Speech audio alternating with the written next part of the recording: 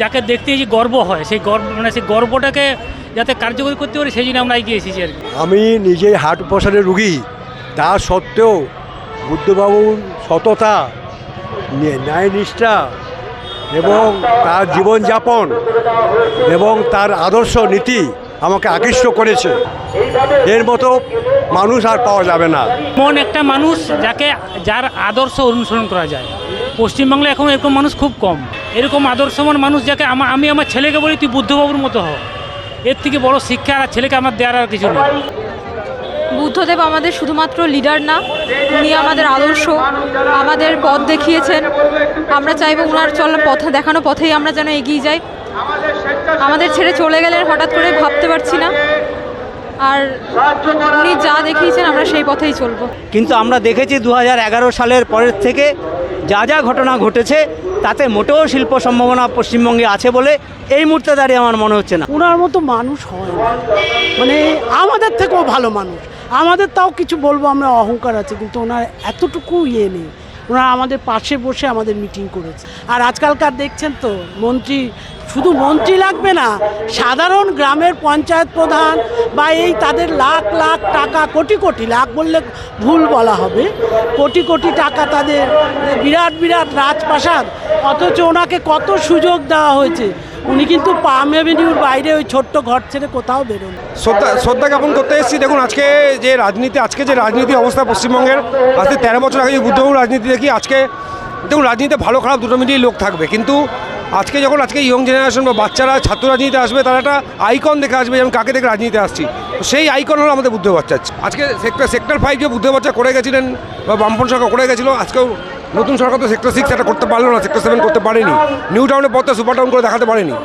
বুদ্ধদেব ভট্টাচার্য দেশের অন্যতম কমিউনিস্টদের নেতাদের মধ্যে অন্যতম সেরা নেতা, এবং উনি যে ভাবনা 2006 সালের আগে থেকে ভেবেছেন সেটাকে রূপায়ণ করার জন্য পশ্চিমবঙ্গের যা পরিকাঠামো, কৃষি আমাদের ভিত্তি, শিল্প আমাদের ভবিষ্যৎ, এই ধারণাকে সামনে রেখে যে সরকার গঠিত হয়েছিল তাকে ফেলে দেওয়ার জন্য যে চক্রান্ত, তারপরে প্রমাণিত হয়েছে। কিন্তু তারপরে দাঁড়িয়েও আজকের এই এতগুলো বছর, প্রায় 13-14 বছর অতিক্রান্ত হয়ে গিয়েছে, আমাদের রাজ্যের যা অবস্থা তা আপনার এই মিডিয়ার যারা অংশীদার রয়েছেন তারা দেখাচ্ছেন, এবং তারা আগামী দিনেও বুঝতে পারবেন। এর থেকে শিক্ষা নিয়ে নিশ্চয়ই আমাদের বাংলার জনগণ ভবিষ্যতে পশ্চিমবাংলাকে পুনরায় বুদ্ধদেব ভট্টাচার্যের স্বপ্নের পশ্চিমবাংলা তৈরি করবে, কথা বলতে পারবে। তবে বুদ্ধবাবু যে স্বপ্ন দেখেছিলেন সেগুলো সত্যি করার লড়াইটাও চলছে। অনেকে বুদ্ধবাবুর ওই সাদা ইয়েতে রক্তের দাগ লাগিয়েছিল। ওনার মতন মানুষের ওই কারোর কলঙ্ককে কোনোদিন লাগাতে পারবে না। পশ্চিমবঙ্গের অবস্থা বলার মতো কোনো ভাষা নেই। একটা সৎ মানুষ, বেকার যুবক যুবতীদের কর্মসংস্থানের লক্ষ্যে তিনি যে শিল্পায়নের স্বপ্ন দেখেছিলেন, সেই স্বপ্ন পশ্চিমবঙ্গের মানুষ অ্যাকসেপ্ট করলেন না, এটাই সবথেকে দুঃখ আমাদের। এবং বুদ্ধদেববাবু সেই দুঃখ নিয়েই তিনি চলে গেলেন। এবং এই রকম সৎ মানুষ আজকের রাজনীতি জগতে বিরল। যখন পশ্চিমবঙ্গে এই ধরনের দুর্নীতি চলছে, তখন এই মানুষকে দেখে আমাদের সবার শেখা উচিত। আমাদের পশ্চিমবাংলার মানুষের নতুন জাগরণ আসা উচিত। বুদ্ধদেব ভট্টাচার্যকে সামনে রেখে আগামী দিনে নতুন পশ্চিমবাংলা গড়ার ক্ষেত্রে বুদ্ধদেব ভট্টাচার্য যে কাজ করে গেছেন, সেই কাজের দিকে সেই কাজকে সামনে রেখে আমাদের নতুন পশ্চিমবঙ্গ গড়ার লক্ষ্যে এগিয়ে যেতে হবে। পশ্চিমবাংলার এমন একজন লোক যাকে দেখতে যে গর্ব হয়, সেই গর্বটাকে যাতে কার্যকরী করতে পারি সেই জন্য আমরা এগিয়ে এসেছি আর কি। যে পশ্চিমবাংলা কিরমভাবে দেখেছেন বুদ্ধদেব ভট্টাচার্য? আমি নিজেই হার্ট অপারেশনের রুগী, তা সত্ত্বেও বুদ্ধবাবুর সততা, ন্যায়নিষ্ঠা এবং তার জীবনযাপন এবং তার আদর্শ নীতি আমাকে আকৃষ্ট করেছে। এবং অনেক ছাত্র জীবন থেকে তার সংস্পর্শে এসে আমি নিজেকে খুব গর্ব অনুভব করতাম। সেই বুদ্ধদাকে আজকে বিদায় দিতে হচ্ছে, অশ্রু হৃদয়ে খুব কষ্ট লাগছে। মানুষ হিসেবে কেমন দেখেছেন বুদ্ধদেব হিসাবে? ওর মতো মানুষ হয় না, বিরল। অত বড় খুব উঁচু মাপের মানুষ, এবং হৃদয় এত ভালো। এবং তিনি একটা এই ছোট গৃহে থাকার কথা নয়, তাও জীবনযাপন করেছেন। পাশে বস্তিবাসী মানুষদের নিয়ে তিনি জীবনযাপন করেছেন। এর মতো মানুষ আর পাওয়া যাবে না। উনি যে ত্যাগ করেছেন সেই ত্যাগের সংখ্যা খুবই কম পাওয়া যাবে। আমরা শুধু ত্যাগ নয়, তার দূরদৃষ্টি, তার প্রচেষ্টা, দৃষ্টি, প্রতিভা, তার যে গুণ, সে গুণে তিনি অনেক উচ্চ মাপের মানুষ। সেই উচ্চ মাপের সময় কাউ তুলনা করতে চাইছেন আমি, তিনি একটা উচ্চ মাপের মানুষ। আপনি কিভাবে দেখেন বুদ্ধদেব ভট্টাচার্যকে? মানে আপনার মতামত। এমন একটা মানুষ যার আদর্শ অনুসরণ করা যায়। পশ্চিমবাংলায় এখন এরকম মানুষ খুব কম। খুব কম না নেই? নেই বললেই হয়, নেই বললেই হয়। এরকম আদর্শমান মানুষ যাকে আমি আমার ছেলেকে বলি তুই বুদ্ধবাবুর মতো হও। এর থেকে বড় শিক্ষা আর ছেলেকে আমার দেওয়ার আর কিছু নেই। মানে সর্বোচ্চ শিখরে থেকেও কোনোভাবে আপোষ না করা, বিলাসিতায় জীবনযাপন না। শুধু বিলাসিতা জীবন নয়, উনি সাধারণ মানুষের কথা ভাবতেন। সারা পশ্চিমবাংলার বেকার যুবক যুবতীর কথা ভাবতেন, যেটা কেউ ভাবে না। সকলে রাজনীতি করতে চায় আত্মসাৎ করতে। উনি আত্মসাৎ করতে শিল্পর জন্য তিনি অনেক চেষ্টা করেছেন। মানে সিঙ্গুরে বেকার যুবকদের চাকরি দেওয়ার জন্যে হলদিয়ার পেট্রোকেমিক্যাল কারখানার ওখানে একটা এই তো হাব তৈরি করার জন্যে অনেক চেষ্টা করেছেন। নন্দীগ্রামের ঘটনাতে উনি তখন সেটা ছেড়ে দিলেন, কিন্তু উনি অনেক চেষ্টা করেছেন, যে চেষ্টা করলে আজ পশ্চিমবাংলার বেকার যুবক যুবতীরা অনেক উপকৃত হতো। আপনার চোখে বুদ্ধদেব ভট্টাচার্য? বুদ্ধদেব আমাদের শুধুমাত্র লিডার না, উনি আমাদের আদর্শ, আমাদের পথ দেখিয়েছেন। আমরা চাইবো ওনার দেখানো পথেই আমরা যেন এগিয়ে যাই। আমাদের ছেড়ে চলে গেলেন হঠাৎ করে, ভাবতে পারছি না। আর উনি যা দেখিয়েছেন আমরা সেই পথেই চলবো। কীরকমভাবে দেখেছেন বুদ্ধদেব ভট্টাচার্যকে? আমি একেবারেই ছোটোবেলায় যখন প্রথম বুঝতে শিখি ওনাকে মুখ্যমন্ত্রী হিসেবে দেখেছি। তারপর যে কলেজে এসেছি সেখানকার প্রাক্তনী জেনে আমার সত্যি খুব গর্ব হয়েছিল। আমার নিজের বিভাগের প্রাক্তনী, ওনার বহুমুখী প্রতিভা ছিল সত্যি বলতে। ওনার সেই সমস্ত দিকে ওনার যে দেখানো পথ সেটা আমরা অনুসরণ করার চেষ্টা করব, আদর্শে, সাহিত্যে, সব জায়গায়। আজকে আমাদের নেতা বাংলার রূপকার, বাংলার শিল্প আনার প্রচেষ্টা যিনি সবচাইতে বেশি করেছিলেন, বাংলার কৃষকের কথা যিনি সবচাইতে বেশি করে ভেবেছিলেন, আজ গতকাল তিনি প্রয়াত হয়েছেন। আজকে আমাদের একটা শোকের দিন। এই শোক আবহে আমরা তো আসবই। আমরা পার্টি কমরেড, আমরা বুদ্ধবাবুকে ভালোবাসি, আগেও ভালোবাসতাম, এখনও ভালোবাসি। বুদ্ধবাবুর প্রয়াণ আমাদেরকে দুঃখ দেয়, ব্যথিত করে। সেই জায়গা থেকে আমরা বুদ্ধবাবুকে আজকে দেখতে এসেছি, শেষ শ্রদ্ধা জানাতে এসেছি। আচ্ছা, এই যে বুদ্ধদেব ভট্টাচার্য যখন তার দেহটা দান করে দেওয়া হবে এনআরএসে, এর সাথেই কি পশ্চিমবঙ্গের শিল্প সম্ভাবনার একেবারে দেহটা দান হয়ে যাবে? দেখুন, এই মুহূর্তে এই কথা বলার সময় এটা না।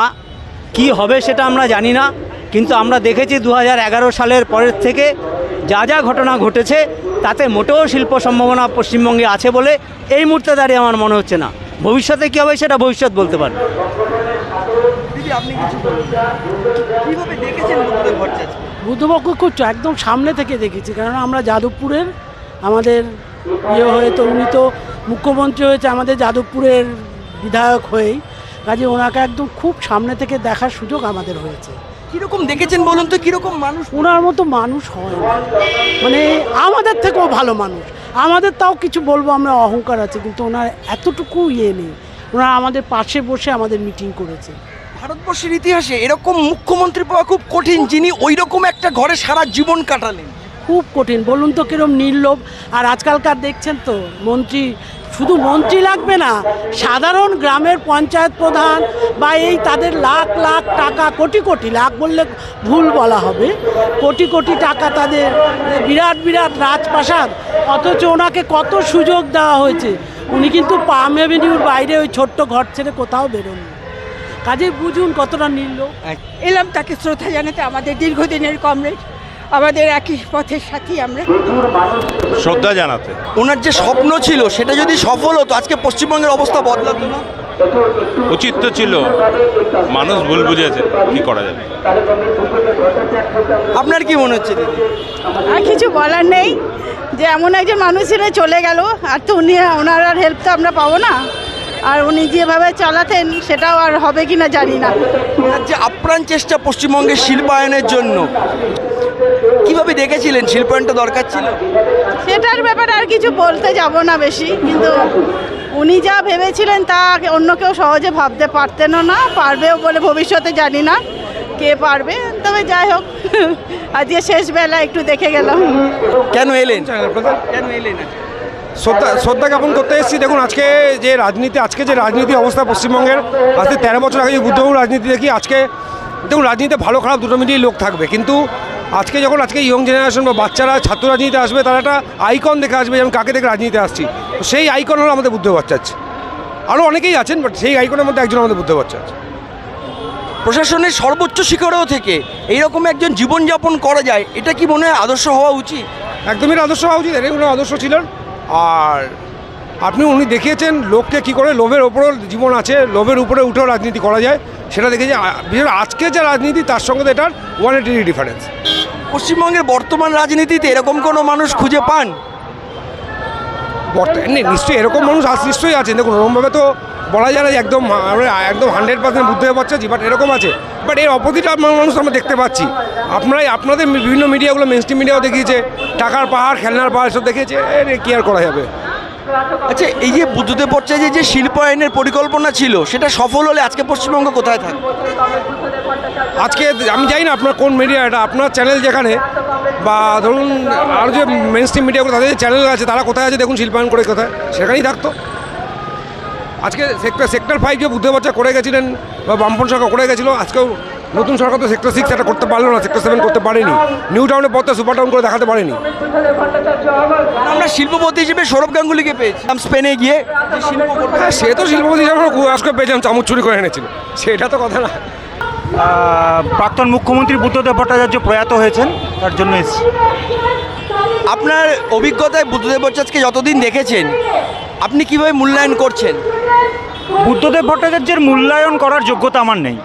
বুদ্ধদেব ভট্টাচার্য দেশের অন্যতম কমিউনিস্টদের নেতাদের মধ্যে অন্যতম সেরা নেতা, এবং উনি যে ভাবনা 2006 সালের আগে থেকে ভেবেছেন সেটাকে রূপায়ণ করার জন্য পশ্চিমবঙ্গের যা পরিকাঠামো, কৃষি আমাদের ভিত্তি, শিল্প আমাদের ভবিষ্যৎ, এই ধারণাকে সামনে রেখে যে সরকার গঠিত হয়েছিল তাকে ফেলে দেওয়ার জন্য যে চক্রান্ত, তা পরে প্রমাণিত হয়েছে। কিন্তু তারপরে দাঁড়িয়েও আজকের এই এতগুলো বছর, প্রায় 13-14 বছর অতিক্রান্ত হয়ে গিয়েছে, আমাদের রাজ্যের যা অবস্থা তা আপনার এই মিডিয়ার যারা অংশীদার রয়েছেন তারা দেখাচ্ছেন, এবং তারা আগামী দিনেও বুঝতে পারবেন।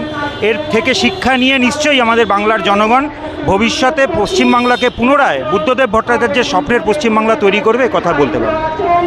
এখন পশ্চিমবঙ্গ যে আকণ্ঠ দুর্নীতিতে নিমজ্জিত হয়ে রয়েছে, আর সেখানে বুদ্ধদেব ভট্টাচার্য, হাজার মতবিরোধ থাকলেও কোনো বিরোধী রাজনৈতিক দলের নেতারাও একবারও বলতে পারছেন না দুর্নীতির কোনো অভিযোগ করা গেছে। শুধু বুদ্ধদেব ভট্টাচার্য নয়, এন্টায়ার সিপিআইএম পার্টি সহ বামপন্থী দলের 2-1জন বিক্ষিপ্ত থাকতে পারে, কিন্তু তৃণমূল কংগ্রেস সহ অন্যান্য দলের বিক্ষিপ্তটা হচ্ছে সৎটা বিক্ষিপ্ত, আর অসৎটা হচ্ছে জেনারেল। যারা দুর্নীতিগ্রস্ত তারা সেই পার্টিতে থাকতে পারে, যদি না হয় তাহলে তারা সেই দল করতে পারবে না। কিন্তু সিপিআইএম পার্টি সহ বামপন্থী দল হচ্ছে যে তখনই এই রাজনীতিটা করতে পারে যখন তারা সৎ রাজনীতি করতে পারে। সেটা দাঁড়িয়ে বুদ্ধদেব ভট্টাচার্য আলাদা কোনো ব্যক্তি নয়। এখানে ভারতবর্ষের রাজনীতিতে এরকম দেখা যায়নি যে একজন মুখ্যমন্ত্রী এতদিন থাকার পরে ওরকম একটা স্যাঁতস্যাঁতে ঘরে সারা জীবন কাটিয়ে গেলেন, যেখানে বিলাসিতার কোনো চিহ্ন নেই। এটা কি আপনি ব্যতিক্রম মনে করেন না? না না, অবশ্যই ব্যতিক্রম, কিন্তু আমি একই কথা, আগের যে কথাটা রিপিট করছি, যে আমাদের প্রাক্তন মুখ্যমন্ত্রী ত্রিপুরার মানিক সরকার আজও বর্তমান এসছেনও এখানে, তার জীবনযাপন হচ্ছে, ভারতের মিডিয়া হচ্ছে প্রকাশ করেছে। শুধু বুদ্ধদেব ভট্টাচার্য নয়, গোটা ভারতবর্ষের যারা কমিউনিস্ট লিডারশিপ, ইএমএস নাম্বুদিরিপাদ মুখ্যমন্ত্রী ছিলেন, সেখান থেকে দাঁড়িয়ে পশ্চিমবঙ্গের অন্যান্য মুখ্যমন্ত্রী কারোর ক্ষেত্রে দাঁড়িয়ে কারোর পারিবারিক যে লেগাসি সেটাকে তারা বহন করেছেন। সেখানে দাঁড়িয়ে হয়তো তার জীবনযাপনটা কিছুটা বুদ্ধ ভট্টাচার্যের থেকে হয়তো বেটার ছিল, কিন্তু সেখানে দাঁড়িয়ে অন্যান্য সমস্ত আমাদের যারা পার্টির হোল টাইমার রয়েছেন, যারা তাদের যদি জীবনযাপন দেখেন, সেখান থেকে দাঁড়িয়ে বুদ্ধ ভট্টাচার্য কোনো ব্যতিক্রম নন। সেই ব্যতিক্রমের কারণেই আজকে তিনি গান স্যালুটে নেই, রেড স্যালুটে আছেন। বুদ্ধদেব ভট্টাচার্য যেভাবে পশ্চিমবঙ্গকে দেখেছিলেন, আর আজকের পশ্চিমবঙ্গ কীভাবে দেখছেন? এখন ডামাডোল অবশ্যই চলছে, তবে বুদ্ধবাবু যে স্বপ্ন দেখেছিলেন সেগুলো সত্যি করার লড়াইটাও চলছে। এইরকম একজন নির্লোভ মানুষ এতদিন ধরে প্রশাসনিক ক্ষমতার শীর্ষে থেকেও এইরকম জীবনযাপন, এখন কি পশ্চিমবঙ্গের প্রতিফলন দেখতে পান?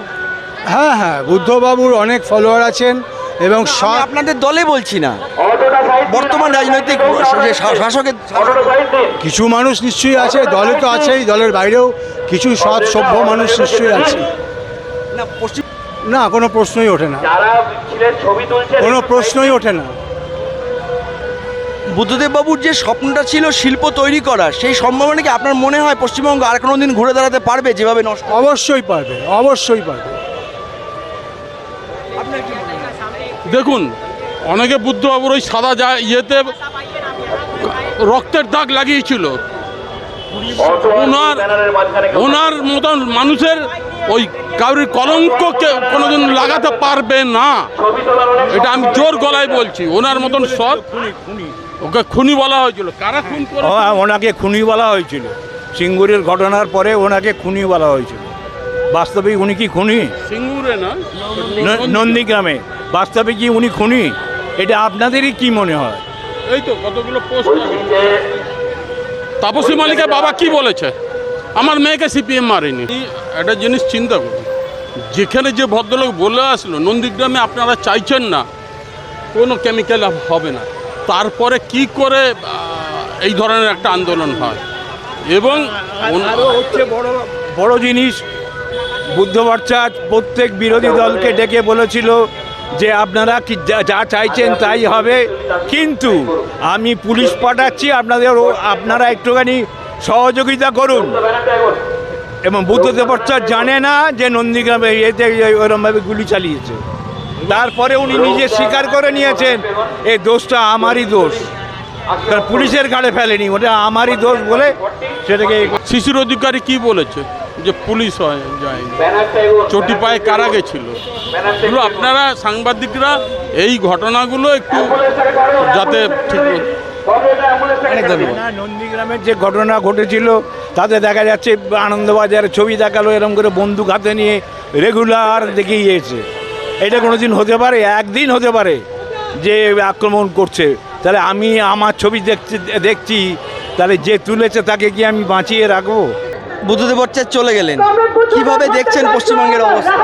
পশ্চিমবঙ্গের অবস্থা বলার মতো কোনো ভাষা নেই। একটা সৎ মানুষ, বেকার যুবক যুবতীদের কর্মসংস্থানের লক্ষ্যে তিনি যে শিল্পায়নের স্বপ্ন দেখেছিলেন, সেই স্বপ্ন পশ্চিমবঙ্গের মানুষ অ্যাকসেপ্ট করলেন না, এটাই সবথেকে দুঃখ আমাদের। এবং বুদ্ধদেববাবু সেই দুঃখ নিয়েই তিনি চলে গেলেন। এবং এই রকম সৎ মানুষ আজকের রাজনীতি জগতে বিরল। যখন পশ্চিমবঙ্গে এই ধরনের দুর্নীতি চলছে, তখন এই মানুষকে দেখে আমাদের সবার শেখা উচিত। আমাদের পশ্চিমবাংলার মানুষের নতুন জাগরণ আসা উচিত। বুদ্ধদেব ভট্টাচার্যকে সামনে রেখে আগামী দিনে নতুন পশ্চিমবাংলা গড়ার ক্ষেত্রে বুদ্ধদেব ভট্টাচার্য যে কাজ করে গেছেন, সেই কাজের দিকে সেই কাজকে সামনে রেখে আমাদের নতুন পশ্চিমবঙ্গ গড়ার লক্ষ্যে এগিয়ে যেতে হবে। এবং এই যে এত মানুষকে দেখছেন, এই মানুষ শুধু শ্রদ্ধার্ঘ্য জানাতে আসেননি, নতুন পশ্চিমবাংলা গড়ার স্বপ্ন নিয়ে তারা বুদ্ধদেব ভট্টাচার্যকে শ্রদ্ধার্ঘ্য জানাচ্ছে। এটাই আমার বক্তব্য। Where are you from? We are from Kerala. You're from Kerala? Kerala. Okay. So, Kerala is the last resort of left. Right now, you are here for... We don't think so. It's last resort. It's the existing resort. It will expand. We expect that it will expand. For the last 77 years, the Communist Party of India, Marxist, only decreasing. How can we expect it will increase or it will expand? Communist Party of India is fighting against the existing system. It's a revolutionary party. It is fighting against the communalism. Now in India, communalism is expanding. It's fighting against communalism. All other parties are favorite the communalism, appreciating the communism for their election results. That is the cause. It's too difficult. Now for the left, it is too difficult. It is fighting against the existing economic and political system. Why did you come here today? We come here to attend the CITU National General Council. It's conducting here for the next 2 days. Okay. But it's written that red salute to Comrade Buddhadev Bhattacharya. Yes, also. We go there and convey the last tribute to the veteran leader.